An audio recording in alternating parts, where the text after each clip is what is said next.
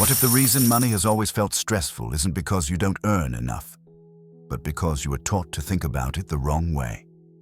That question stayed with me for a long time, not as an idea, but as a quiet discomfort. For years, I did what most people do. I focused on earning more. I tried to be smarter, faster, more efficient. I consumed advice, strategies, and opinions about money. And yet, no matter how much information I absorbed, something never fully settled. Money still felt tense. Decisions still felt heavy. And the sense of enough always seemed just slightly out of reach. That's when I began to notice something subtle. The people who seemed most at ease with money, the ones who weren't constantly talking about it, chasing it, or proving anything with it, were not necessarily the loudest earners. They weren't obsessed with optimization. They weren't in a rush. They moved differently. They decided differently. They related to money in a way that felt quieter. This audiobook isn't about secrets in the dramatic sense. There's no hidden trick, no shortcut, no formula. What you're about to hear is something far less exciting and far more powerful. It's about how a very small group of people think about money in ways that remove pressure instead of creating it. Ways that reduce noise instead of amplifying it. Ways that make wealth feel less like a battle and more like a byproduct of clarity. When we talk about the 1% here, we're not talking about status or lifestyle. We're talking about a mindset. A way of seeing money that doesn't begin with desire, but with structure. Not with urgency, but with patience. Not with comparison, but with alignment. Most people are taught to think about money as something to chase. The wealthy tend to think about money as something that responds. That difference alone changes everything. From my own observations, the biggest financial mistakes rarely come from lack of intelligence. They come from emotional pressure, from decisions made in a hurry, from trying to win instead of trying to last. The people who build wealth quietly understand one thing early. Money is not impressed by effort. It responds to positioning. This is why two people can earn similar incomes, live in the same city, and face the same economic environment, yet experience completely different financial lives. One feels constantly behind. The other feels steady, grounded, in control.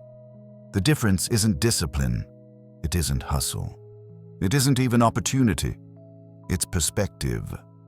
Throughout this audiobook, we'll explore how the wealthy think about time, risk, consistency, identity, and decision-making. Not in a motivational way, not in a tactical way, but in a foundational way. Because once the foundation shifts, behavior changes naturally.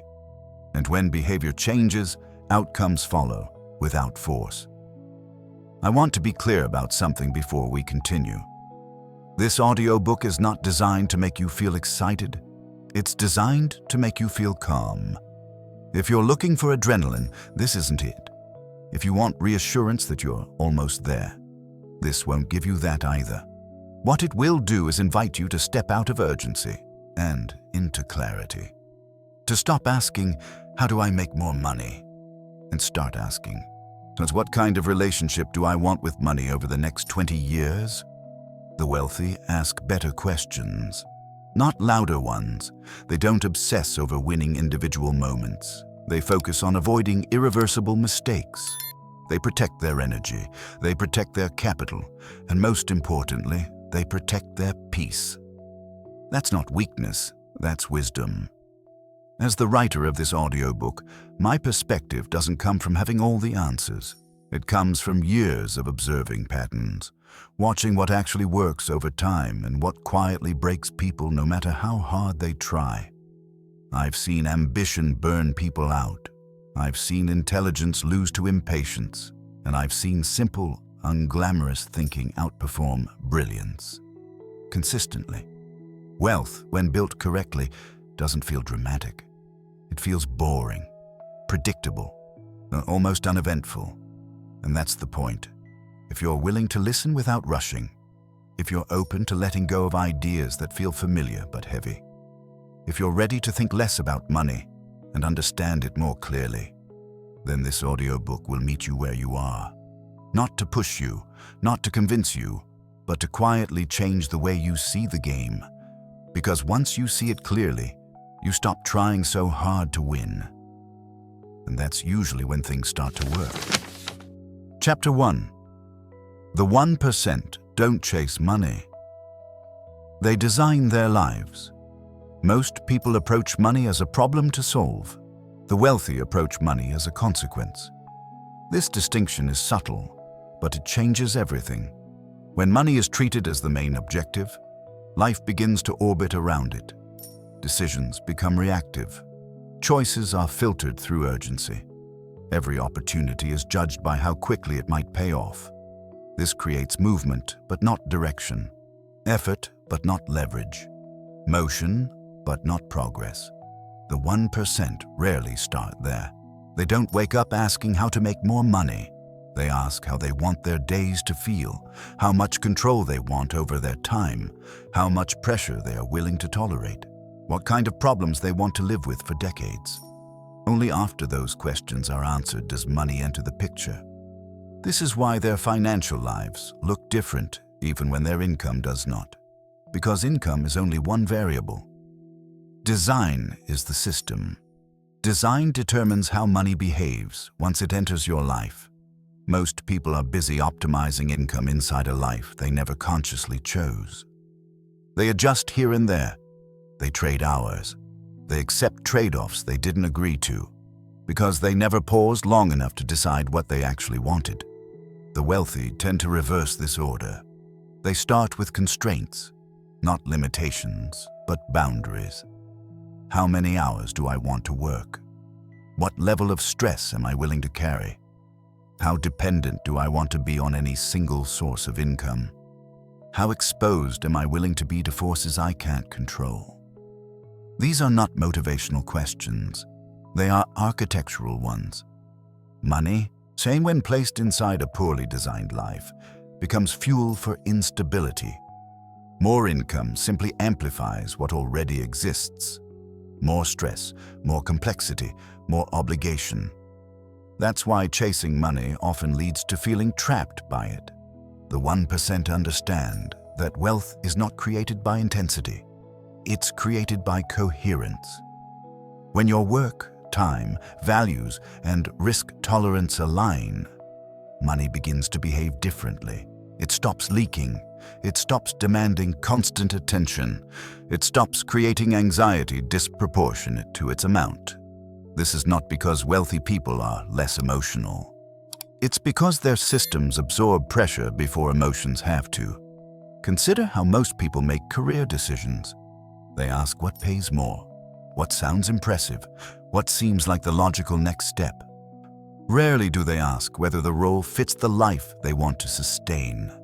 The wealthy ask that question early. They understand that a career that pays well but consumes identity is expensive. A business that grows fast but requires constant presence is fragile. An income stream that looks good on paper but depends on continuous stress is not freedom, it's delayed burnout. So they design backwards. They choose lifestyles that require less explanation. They choose structures that don't collapse under absence. They choose paths that leave room for error. This doesn't mean they lack ambition. It means their ambition is long-term. They don't need every year to be impressive. They need every decade to be survivable. Money responds to that mindset. When you stop forcing outcomes and start shaping environments, so you create conditions where good decisions become easier by default. You don't rely on willpower. You rely on design. This is why the wealthy appear disciplined without effort. They are not constantly resisting temptation. They simply don't build lives that demand constant resistance. Most people fight themselves daily. The wealthy remove the fight. They simplify where others complicate. They say no early, so they don't have to say no under pressure. They accept slower progress in exchange for stability. This patience is not passive. It's strategic. They know that time magnifies structure. Poor structure deteriorates over time. Good structure compounds quietly. Money follows that logic. When income enters a well-designed system, it settles, it accumulates, it finds places to stay. When income enters chaos, and it moves quickly and leaves just as fast. This is why two people can earn the same amount and experience completely different financial realities. One feels perpetually on edge, the other feels grounded, not because of intelligence, but because of intentional design. The 1% don't believe money will save them from a bad life.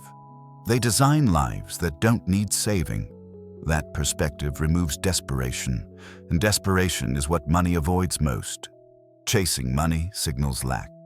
Designing life signals confidence. Confidence changes how opportunities show up. It changes how risks are evaluated. It changes how long-term thinking becomes natural instead of forced. When you know what you're building toward, you don't need to grab everything along the way. The wealthy are selective, not because they are picky, but because they are clear. Clarity reduces noise. Noise causes mistakes. Mistakes are expensive. So before income grows, clarity must. This chapter isn't an invitation to dream bigger. It's an invitation to choose more deliberately, to stop asking what pays most right now and start asking what sustains you best over time. Because money doesn't reward people who chase it hardest. It aligns with those who know where they're going. Chapter 2. Why the wealthy avoid competition. Competition is often praised as a virtue, a sign of ambition, a marker of seriousness. Most people are taught that if you're not competing, you're falling behind. The wealthy see it differently. They don't interpret competition as proof of opportunity. They read it as a signal, a warning that too many people are chasing the same outcome, using similar strategies, driven by similar fears. Crowded paths rarely lead to durable wealth. Competition compresses margins, it accelerates decision-making, and it forces people to act before they fully understand what they're agreeing to. The 1% understand that the most expensive mistakes are made under pressure, and nothing creates pressure faster than comparison. When you're competing, your reference point shifts. You stop asking whether something makes sense for you. You start asking whether you're winning relative to others. That subtle change rewires behavior. Decisions become reactive. Risk tolerance increases artificially. Patience disappears. This is where money is most often lost. The wealthy don't avoid competition because they're afraid to lose.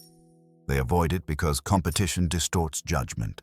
It replaces clarity with urgency, and urgency is rarely compatible with long-term thinking. Instead of entering crowded arenas, they look for asymmetric positions, places where progress isn't measured by speed, but by direction, where value accumulates quietly, without constant defense. They would rather own something small and uncontested than fight for attention in a saturated space. This is why many wealthy individuals appear to move slowly from the outside. They're not racing, they're positioning. Competition demands constant validation. Positioning allows patience. Most people feel compelled to prove momentum, to show growth, to demonstrate that something is happening. The wealthy are comfortable letting progress remain invisible for long periods of time. They know that visibility often attracts interference. Competition thrives on short time horizons. It rewards quick wins and punishes restraint. It creates environments where saying no feels like falling behind.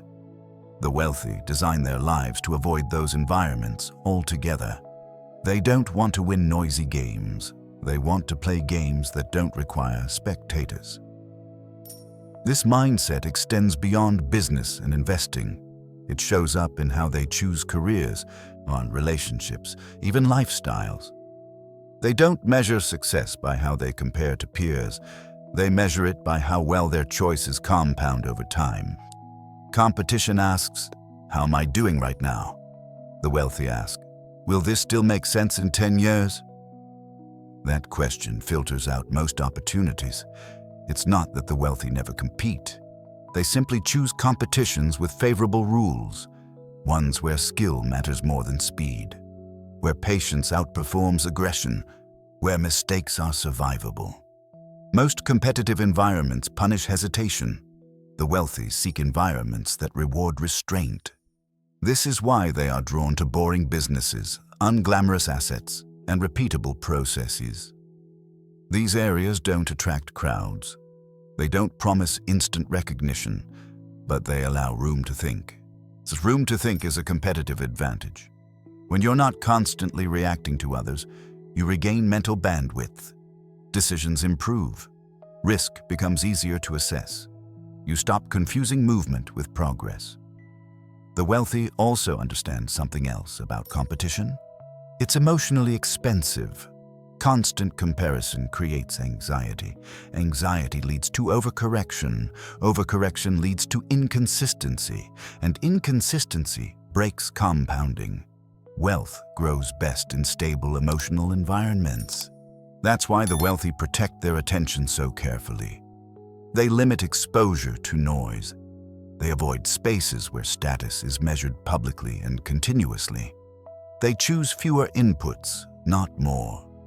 Competition feeds on visibility. Wealth prefers privacy.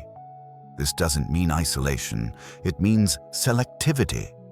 They compare themselves to principles, and to not people, to systems, not outcomes, to long-term trajectories, not short-term results.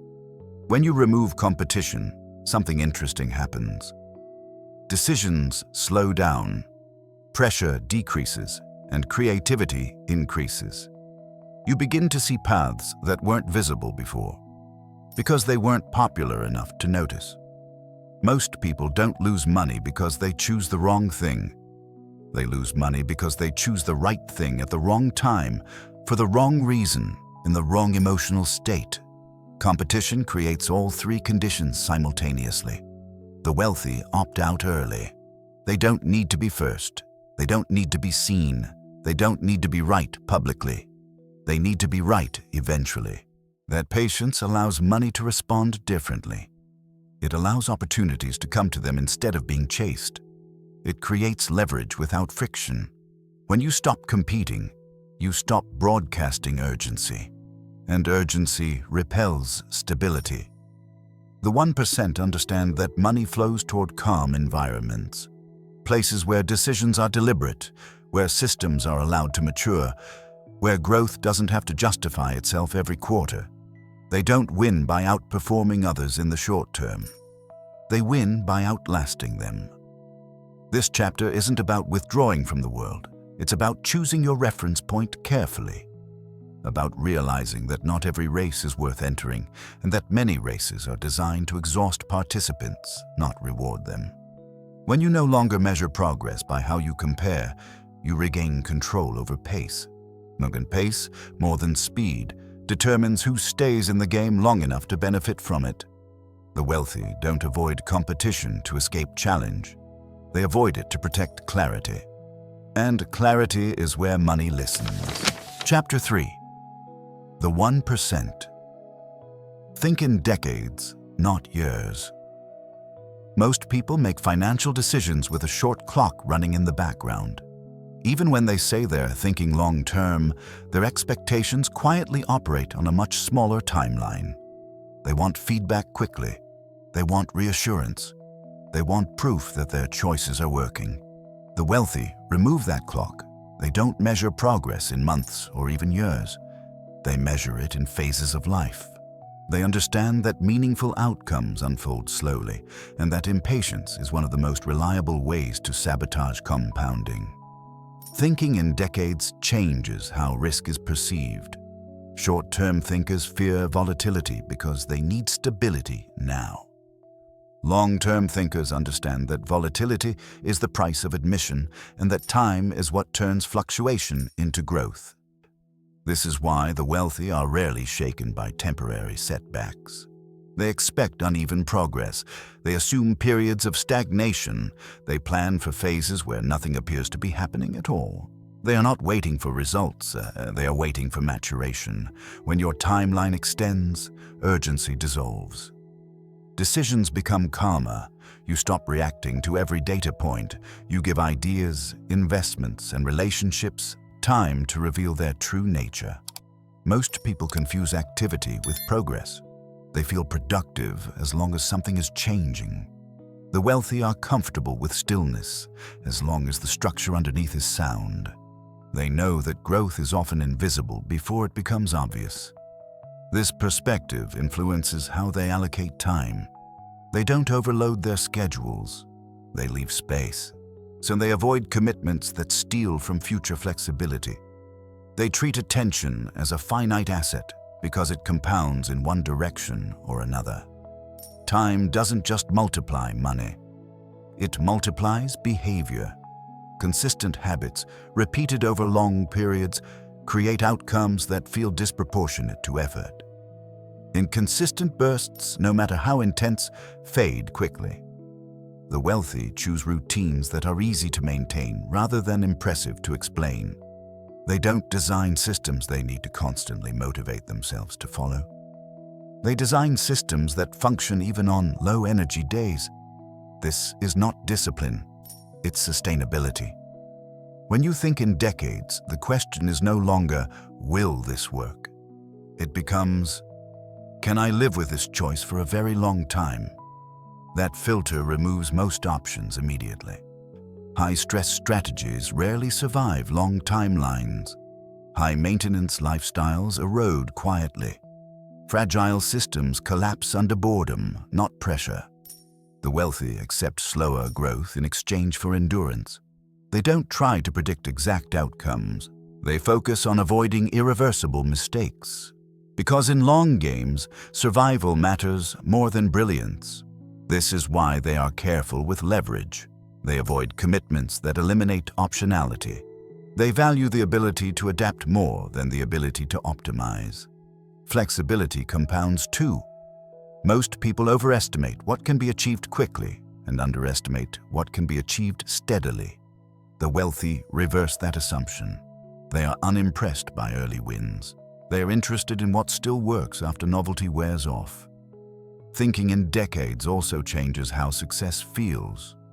There's less anxiety around timing, less fear of missing out, less pressure to prove progress publicly. You don't need to look successful when your reference point is far ahead. This removes emotional noise from decisions. It allows patience to function as a competitive advantage rather than a liability. The wealthy understand that compounding rewards consistency, not excitement. And consistency requires a pace that can be repeated without resentment. They choose boring paths because boring paths are repeatable. They choose simple structures because simple structures endure. Time favors the calm. When you stop asking how fast something can grow and start asking how long it can last, your entire strategy changes. You become more selective, more patient, more resilient. Money aligns with that approach. As it settles into systems that are designed to hold it for long periods, it avoids environments that demand constant attention and reinforcement. This chapter isn't about waiting passively. It's about choosing a horizon that allows wisdom to operate, about trusting that what grows slowly often grows strongest. The wealthy don't rush outcomes. They give time something to work with. And time, when respected, does the rest. Chapter 4. Why the wealthy protect capital before chasing growth. Most people are taught to admire boldness, big moves, high risk, stories of rapid wins. The wealthy listen to those stories differently. They don't hear opportunity first. They hear exposure.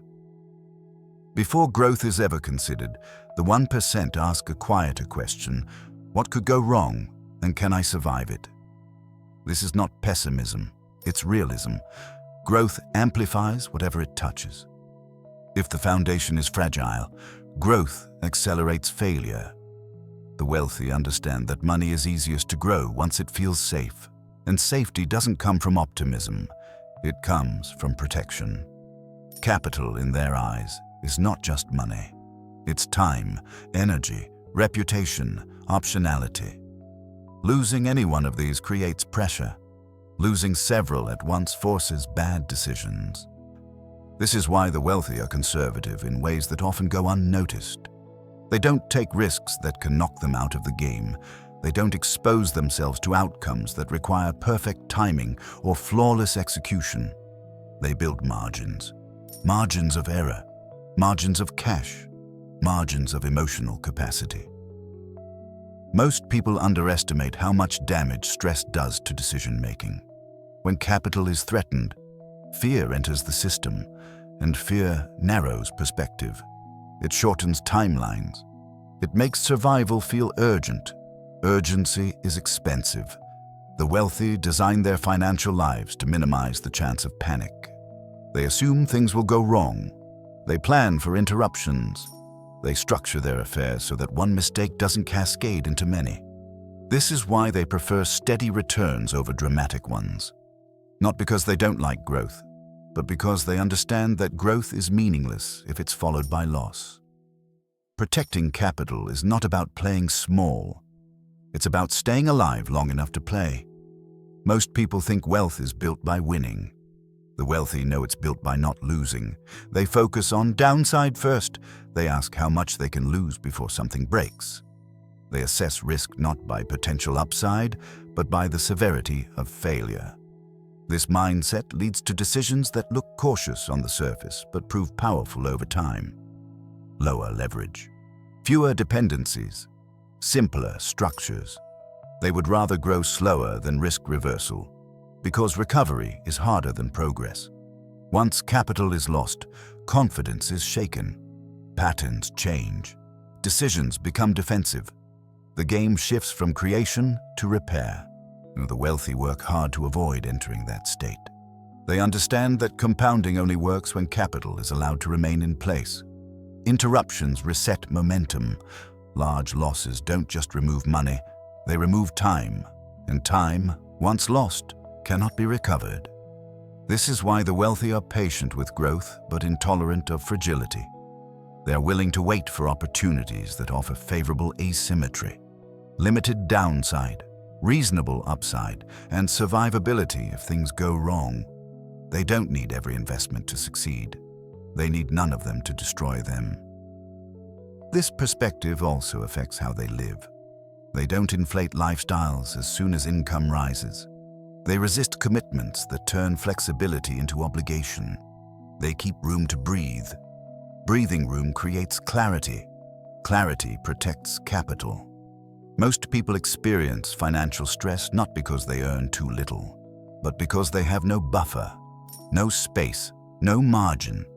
Every decision feels consequential. Every setback feels personal. The wealthy remove that pressure early. They don't confuse confidence with exposure.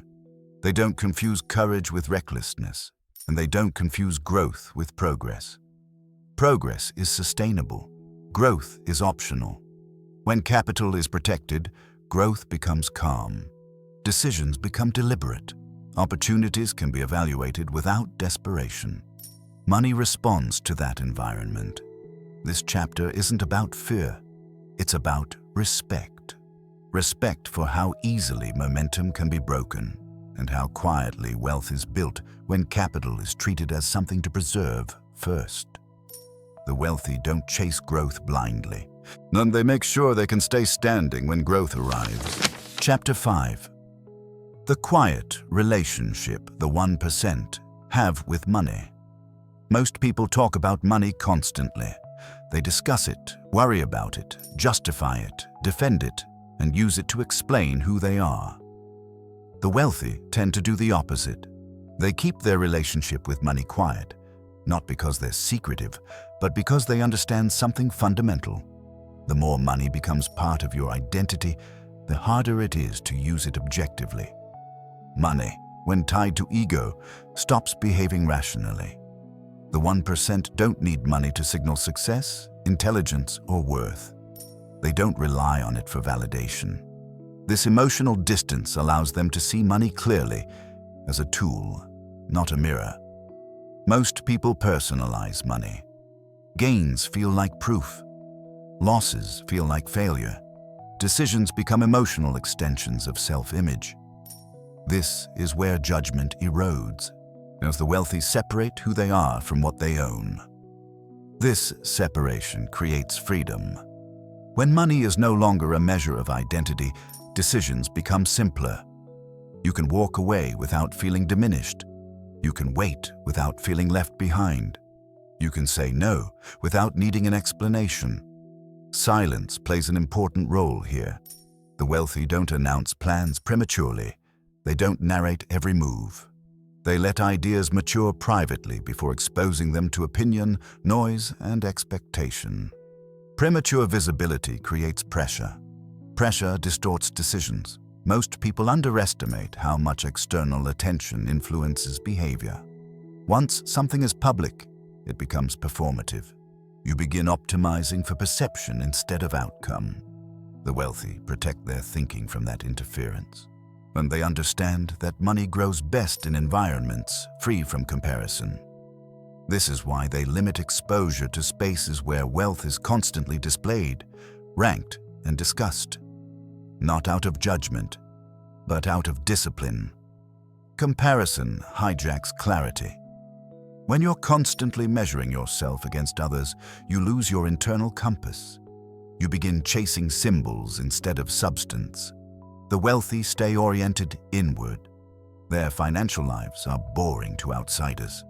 Fewer announcements, fewer reactions, fewer explanations. This boredom is intentional. Boredom is stability. Stability enables compounding. They don't need money to tell a story. They need it to work quietly in the background. This also explains why the wealthy are careful about who they discuss money with. Not everyone needs access to that information, and not every opinion is useful. Not every conversation adds value. They curate their financial environment as carefully as their portfolios. This doesn't mean secrecy out of fear. It means discretion out of respect for the role money plays and the consequences it carries. The quieter the relationship, the less interference there is. And the less interference, the better decisions become. Most financial mistakes happen in emotionally charged states. Excitement, fear, envy, urgency. The wealthy reduce exposure to those states by reducing unnecessary conversation. Silence is a form of risk management. When money isn't used to prove anything, it becomes easier to allocate it patiently. You're not trying to impress anyone. You're not trying to catch up. You're not trying to justify your choices. You're simply trying to make decisions that hold up over time. The wealthy understand that peace is expensive to replace once it's lost, so they avoid choices that bring attention, pressure, or explanation unless there's a clear reason. They don't broadcast success because they don't need reinforcement. They trust their process. This quiet confidence changes how money behaves. It settles. It stays. It compounds without drama. This chapter isn't about hiding. It's about neutrality, about keeping money in its proper place. Important, but not central.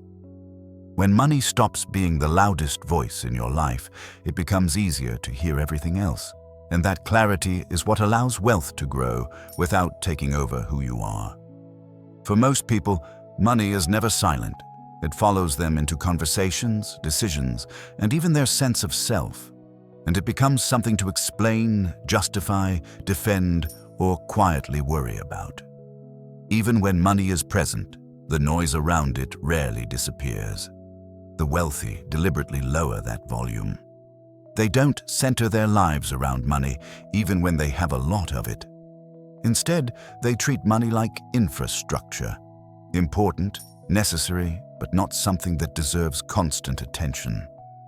This emotional distance is intentional.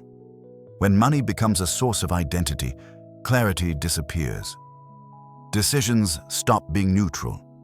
Gains feel personal. Losses feel threatening. Over time, this attachment distorts judgment. The 1% avoid that trap early.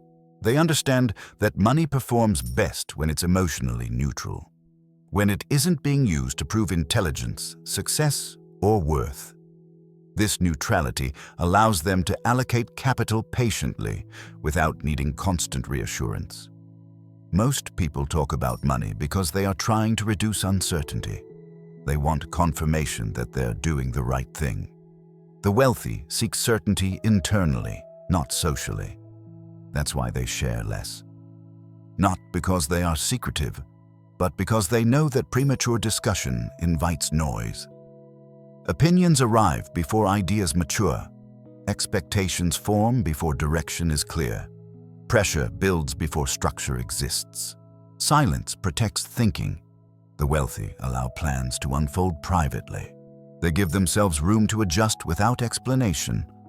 They avoid environments where money becomes a performance or a comparison. Comparison is expensive. When wealth is constantly visible, decision-making becomes reactive. People chase symbols instead of substance. The wealthy step away from that dynamic. They don't need external reference points. They trust their internal standards. This quiet relationship also shapes lifestyle choices. The wealthy resist using money to signal arrival. They choose discretion over display, not out of modesty, but out of efficiency. Attention attracts interference.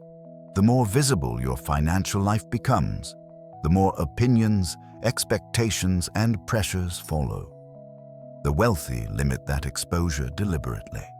They prefer simplicity over spectacle. This simplicity creates space. Space to think, space to wait, space to say no. Money, when treated quietly, begins to behave differently. It stays, it compounds, it stops demanding constant decision-making. This chapter isn't about hiding wealth. It's about putting money in its proper place.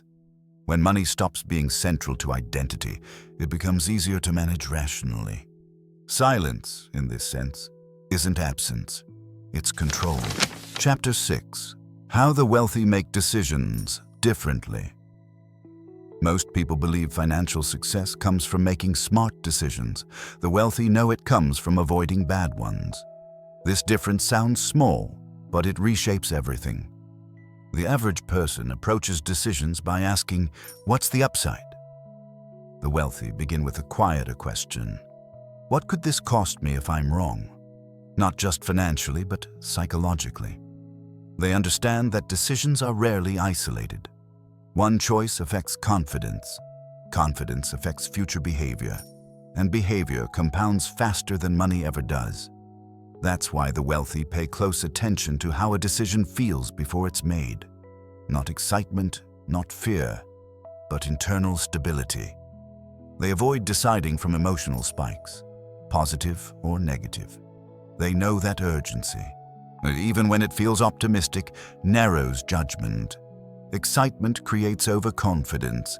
Fear creates paralysis. Both distort reality. The wealthy wait until emotions flatten.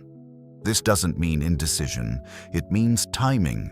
They understand that most decisions don't improve when rushed. Waiting often reveals information. It exposes flaws. It filters out options that rely on momentum instead of substance. Most people mistake speed for intelligence. The wealthy see speed as risk. They also simplify choices aggressively. Instead of juggling many options, they reduce complexity. Fewer moving parts mean fewer failure points. Fewer decisions mean more consistency. Consistency is not accidental. It's engineered. The wealthy build decision-making frameworks that remove emotion from routine choices. They automate what can be automated. They standardize what can be standardized. This preserves mental energy for decisions that actually matter. Most people burn their attention on small, repetitive choices. By the time something important arises, they're mentally depleted. The wealthy reverse this pattern. They protect clarity like capital. Another key difference lies in how they define a good decision. For most people, a good decision is one that works out. For the wealthy, a good decision is one that made sense at the time, even if the outcome wasn't ideal. This distinction matters. If outcomes are the only measure, learning becomes impossible. Randomness gets confused with skill. Confidence swings with results. The wealthy judge decisions by process, not by luck. This allows them to stay steady through variance. They expect some decisions to fail, saying they factor that into the plan. What they don't tolerate are decisions that violate their principles. Decisions made out of ego, pressure, or impatience. Those are expensive. They also avoid decisions that permanently reduce flexibility. Anything that locks them into a single path without exit is treated with caution. Optionality is valued more than optimization. Being able to adjust is more powerful than being right early. This mindset shapes how they negotiate, invest, and plan. They leave room for change. They assume their current understanding is incomplete. They don't marry ideas prematurely. Most people defend decisions once made. The wealthy revisit them calmly. They're not attached to being right. They're attached to staying aligned with reality. This emotional detachment is often misunderstood as coldness. It's not. It's discipline. It's the ability to separate identity from choice. When your self-worth isn't tied to outcomes, decisions improve naturally. The wealthy don't chase certainty. They chase clarity. They know certainty is an illusion.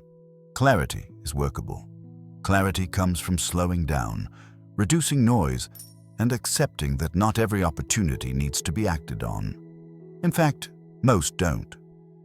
This chapter isn't about becoming smarter. It's about becoming steadier, about recognizing that money is rarely lost in moments of ignorance, but often lost in moments of emotional imbalance. The wealthy design their decision-making to minimize those moments, and over time, that difference compounds quietly, predictably, and powerfully. The biggest difference in how the wealthy handle money isn't intelligence. It's emotional timing. Most people make financial decisions while emotions are elevated, either by fear or excitement. Both states narrow perception, both distort risk. The wealthy wait for calm. They understand that clarity doesn't arrive when emotions peak. It arrives when things settle. This patience alone prevents countless mistakes. They also simplify aggressively. Instead of juggling endless options, they reduce choices to a few that align with long-term principles. Fewer decisions mean fewer chances to make emotional errors. This is not laziness, it's design. The wealthy treat decision-making as a system, not a test of willpower. They automate routine choices. They standardize behaviors. This preserves mental energy for decisions that actually matter. Most people exhaust themselves deciding small things repeatedly. By the time a critical decision appears, judgment is compromised. The wealthy protect their attention carefully. Another key difference lies in how outcomes are interpreted. For most people, a good decision is one that works. For the wealthy, a good decision is one that was sound at the time it was made, even if the outcome was unfavorable. This distinction allows learning without emotional damage. Randomness exists, markets move, life shifts. The wealthy accept this. They focus on process rather than perfection. They also avoid decisions that eliminate flexibility. Anything that locks them into a single outcome is approached cautiously. Optionality is more valuable than optimization. Being able to adapt beats being right early. The wealthy revisit decisions calmly. They don't defend past choices out of pride. They adjust when new information appears. This adaptability compounds. They don't seek certainty. They seek clarity. Clarity allows progress without force. It removes urgency. It reduces regret, and it creates consistency. Money responds to environments where decisions are made deliberately, not reactively. The wealthy design their decision-making to support that environment. Over time, this steadiness becomes an advantage few can replicate. Chapter 7. Why the 1% value boring consistency. Over excitement. Excitement is seductive. It feels like progress. It feels like momentum. Most people associate financial success with moments of intensity, big ideas, bold moves, dramatic changes. They look for breakthroughs because breakthroughs feel meaningful. The wealthy are suspicious of that feeling. They've learned that excitement often signals instability. It creates emotional spikes that are difficult to sustain and harder to repeat. And anything that cannot be repeated reliably cannot compound. The 1% don't build wealth through moments. They build it through rhythm.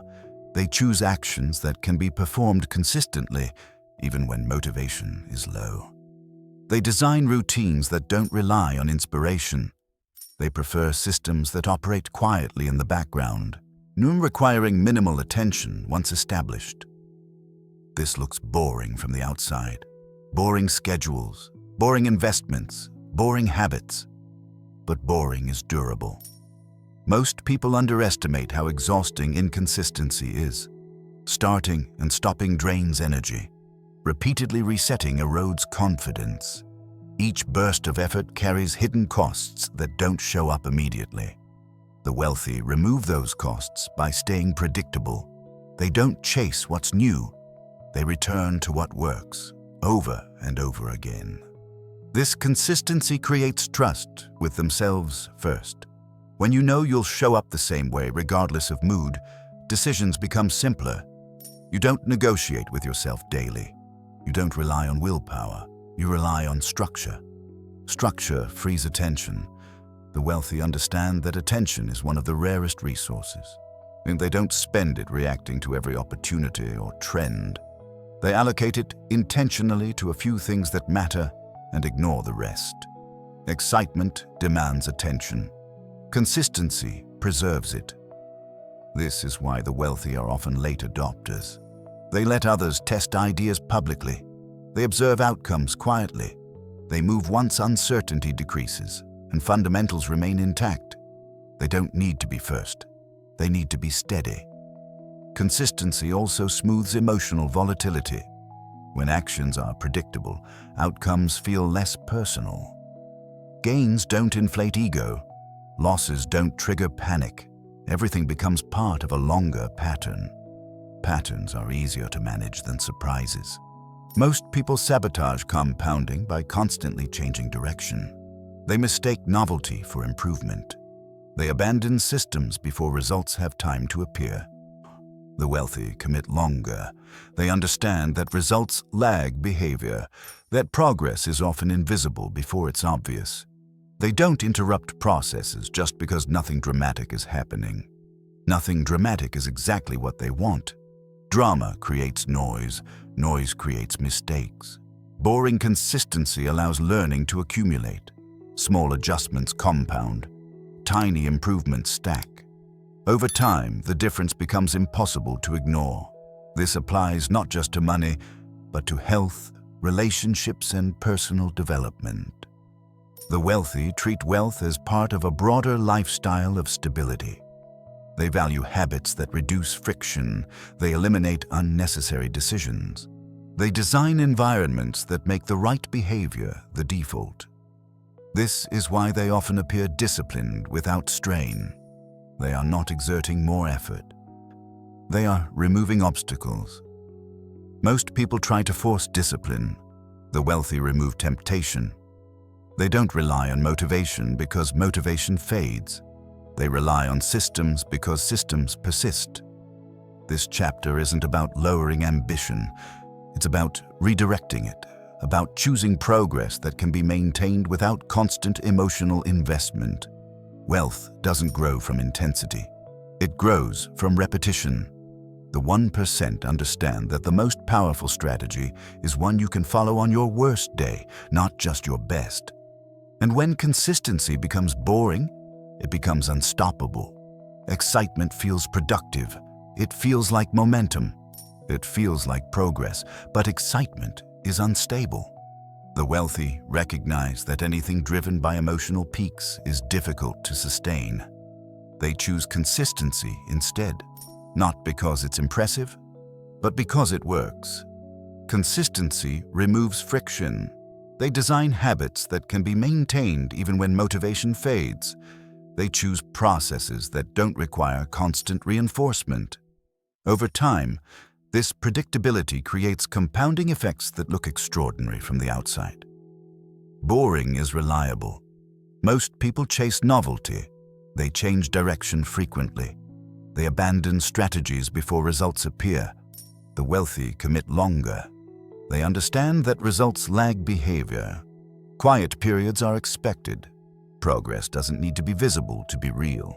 This mindset also reduces emotional volatility. When actions are consistent, outcomes feel less personal. Losses don't trigger panic. Gains don't inflate ego. Everything becomes part of a long pattern. The wealthy value repeatability over intensity. They would rather do something modest for decades than something dramatic for a short time. They remove temptation instead of relying on discipline. They build environments where the right behavior is the default. This is why they appear calm. They aren't fighting themselves daily. They've designed lives that support consistency naturally. Excitement creates noise. Noise leads to mistakes. Consistency creates stability. Stability allows compounding. The 1% understand that wealth grows quietly, through repetition that doesn't attract attention. They don't need every year to feel exciting, and they need it to be survivable. And that difference between excitement and endurance is where wealth quietly takes root.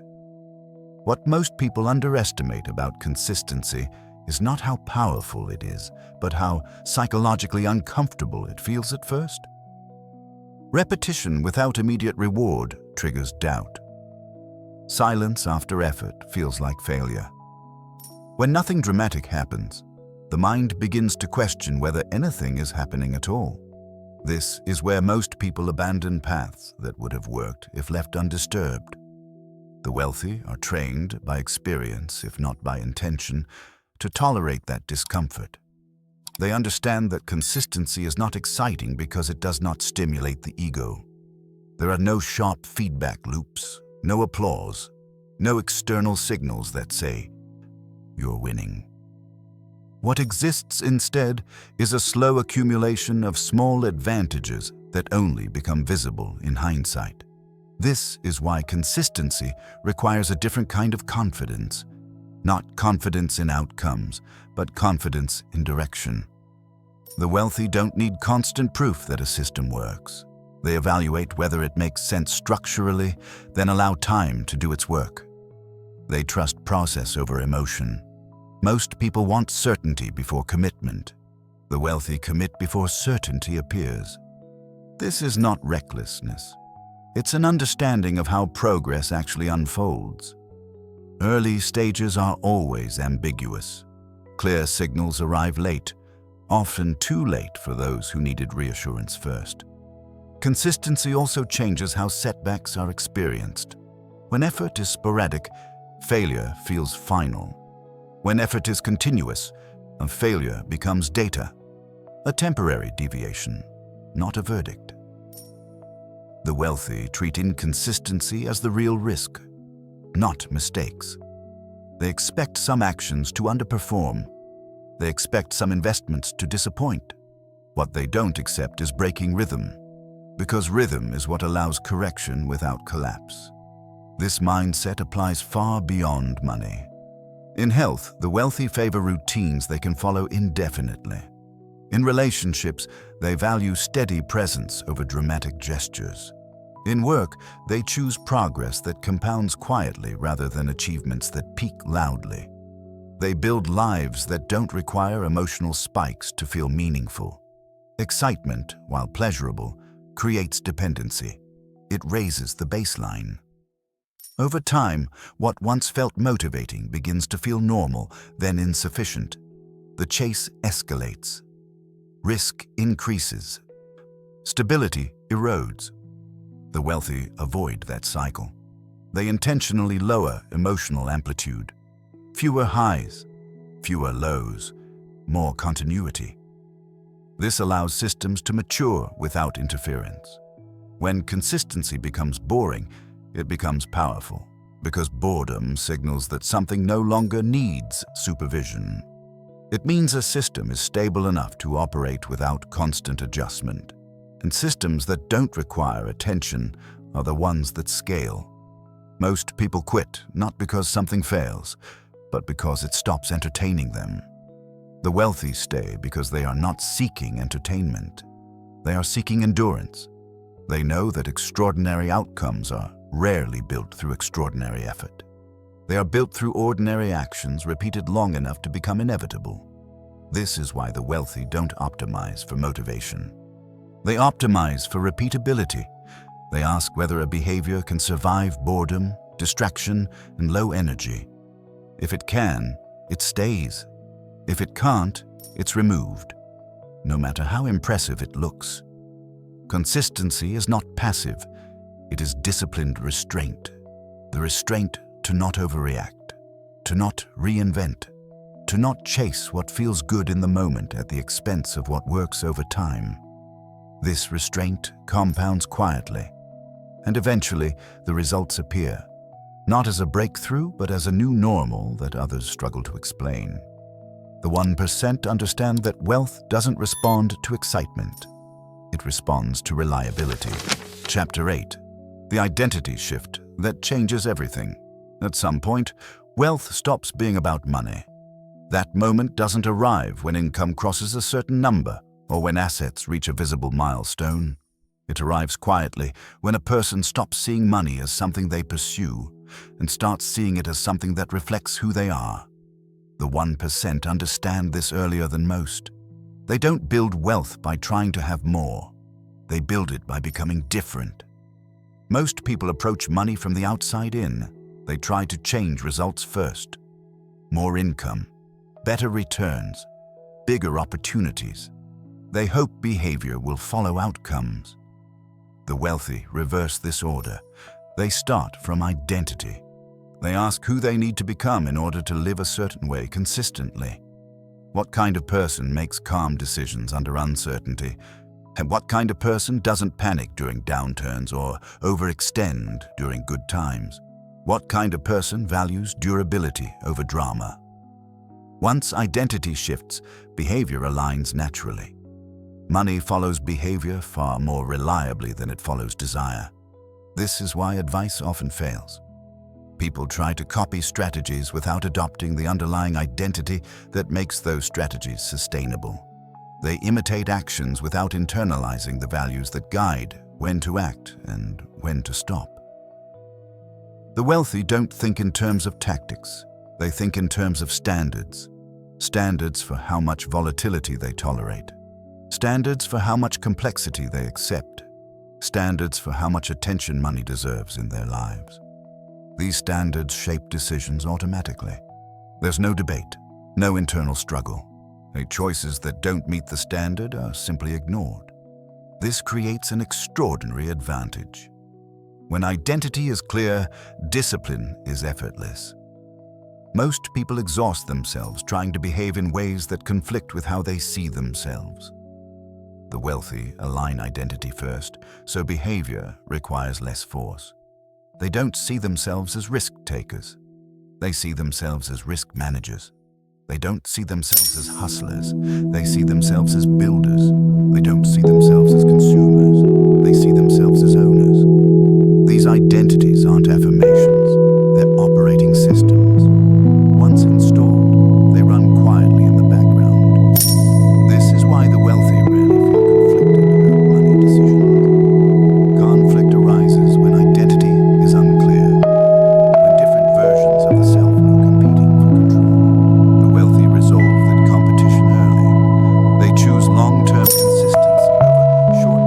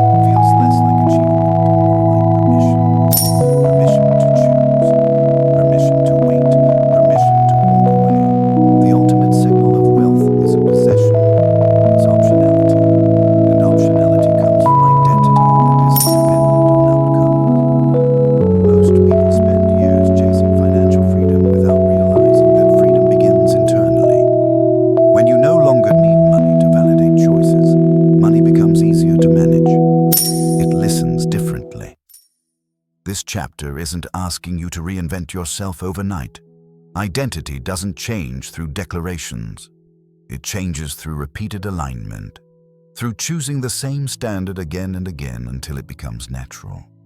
The wealthy didn't wake up one day as different people. They became different by honoring the same principles long enough for those principles to define them.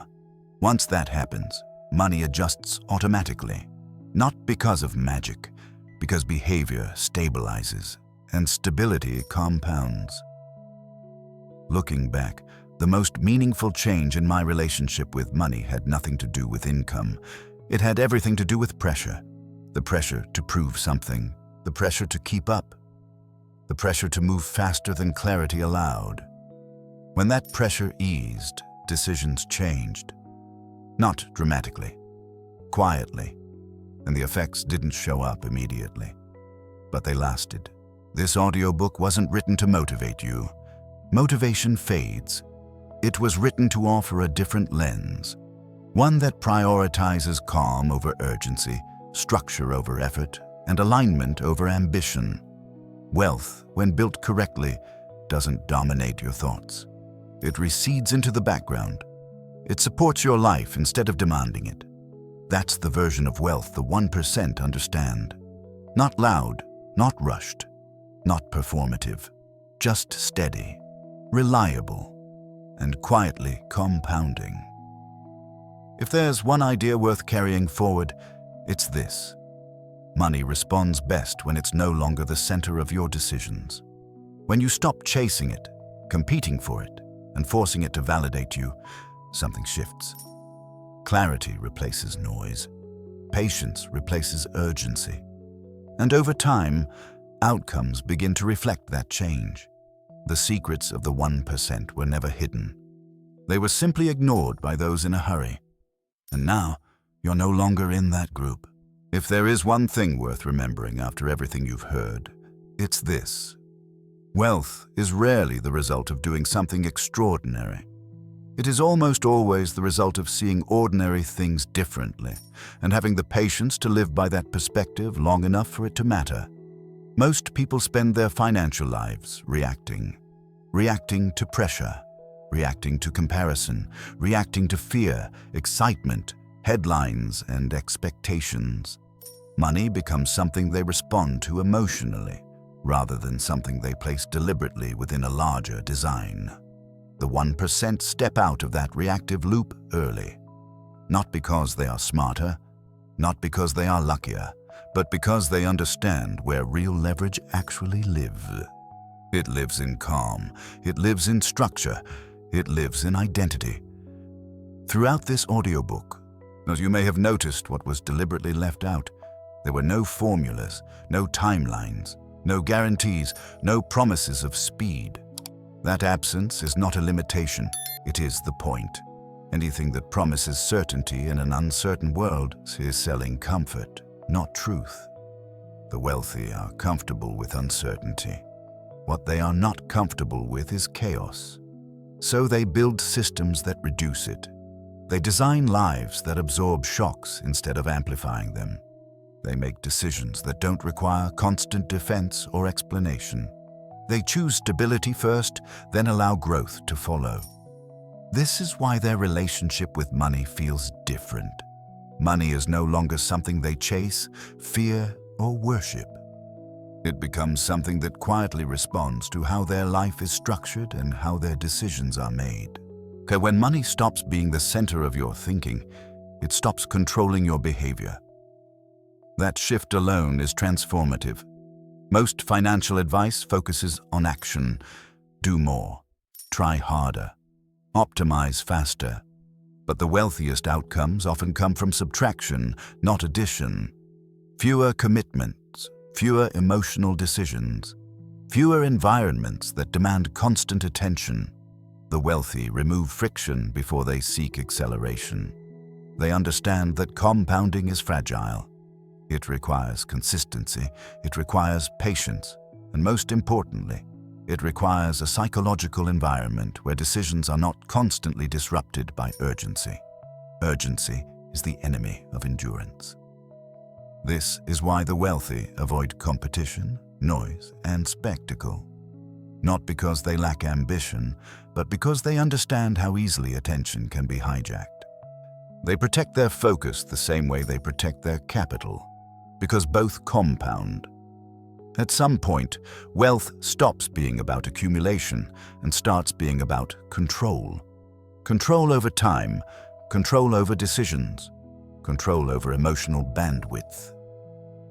True wealth is the ability to move slowly in a fast world without falling behind. It is the ability to wait when others rush, to say no when others grasp, to stay calm when others panic. That calm is not accidental. It is designed.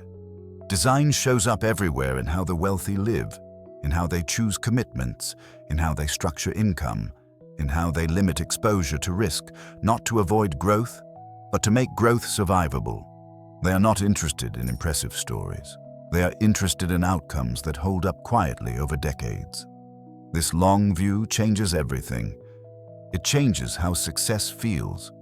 There is less anxiety, less comparison, less need for validation. Progress becomes internal before it becomes visible. And when progress is internal first, it tends to last. One of the most overlooked truths about wealth is that it is deeply behavioral. It responds to how you think under pressure, how you behave when no one is watching, how consistently you act when nothing exciting is happening. The wealthy don't rely on motivation. They rely on identity. They see themselves as people who protect capital, think long-term, value consistency, and make decisions calmly. Once that identity is in place, behavior aligns naturally. There is less effort, less friction, less internal conflict. Money follows that alignment. Not immediately, not dramatically, but reliably. This is why copying strategies without adopting the underlying mindset so often fails. Actions without identity are fragile. They break under stress. They collapse when conditions change. The wealthy build from the inside out. They become the kind of person for whom good financial behavior feels natural, not forced. Once that happens, outcomes follow with far less resistance. This audiobook was never meant to tell you what to do next. It was meant to help you see differently, to recognize that wealth is not something you sprint toward. It is something you grow into by choosing clarity over noise, patience over urgency, and structure over impulse. If you find yourself feeling calmer after listening, that is not accidental. Calm is not the absence of ambition. It is the presence of control. And control is what allows compounding to work quietly in the background while life continues to feel livable in the foreground. The world will continue to reward speed, visibility, and excitement, at least on the surface. But beneath that noise, the same principles continue to operate as they always have. Time rewards the patient. Consistency rewards the steady. Clarity rewards the disciplined. The 1% did not discover these principles. They simply respected them earlier and ignored the distractions that convinced others to do otherwise. You don't need to rush to apply anything you've heard. In fact, rushing would miss the point entirely. Let these ideas settle. Let them challenge assumptions gently. Let them influence decisions gradually. Wealth doesn't arrive through sudden transformation. It arrives through quiet alignment. When your life is designed to support calm decision-making, when your identity no longer depends on financial outcomes, when consistency becomes more important than excitement, money begins to behave differently. Not because you asked it to, but because you created an environment where it could. And that, ultimately, is the real secret of the 1%.